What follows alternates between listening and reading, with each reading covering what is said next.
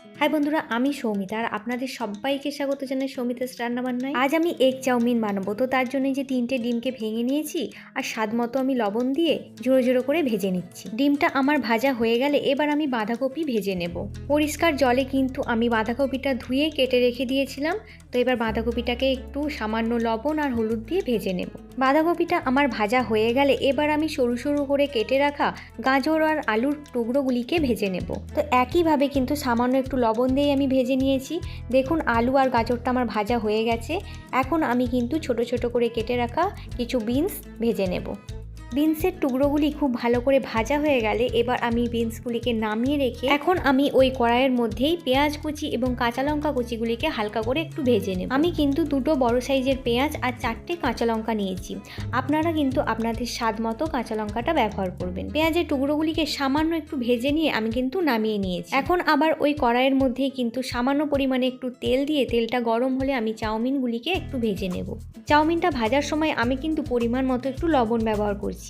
তবে একটু খেয়াল রাখতে হবে, যেহেতু সস ব্যবহার করব তো সসের মধ্যে লবণ থাকে, তাই একটু বুঝে কিন্তু লবণটা দিতে হবে। হালকা করে চাউমিনটা ভাজা ভাজা মতো হয়ে গেলে এবার আমি নামিয়ে নেব।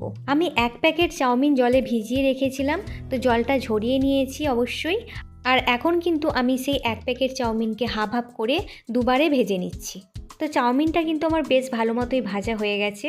এবার আমি এর মধ্যে ভেজে রাখা সমস্ত সবজিগুলো একে একে দিয়ে দেব। আপনিও যদি আমার মতো চাউমিন খেতে ভালোবাসেন এবং অল্প টাইমের মধ্যে বানিয়ে নিতে চান, তাহলে কিন্তু আপনিও আমার মতো এইভাবে বানিয়ে নিতে পারেন। দোকানের চাউমিনের থেকেও খেতে কিন্তু দারুণ হয়।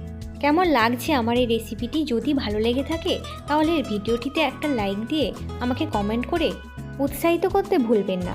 আর যদি এখনও আমার চ্যানেলটিকে সাবস্ক্রাইব না করে থাকেন তাহলে অবশ্যই কিন্তু সাবস্ক্রাইব করে দেবেন।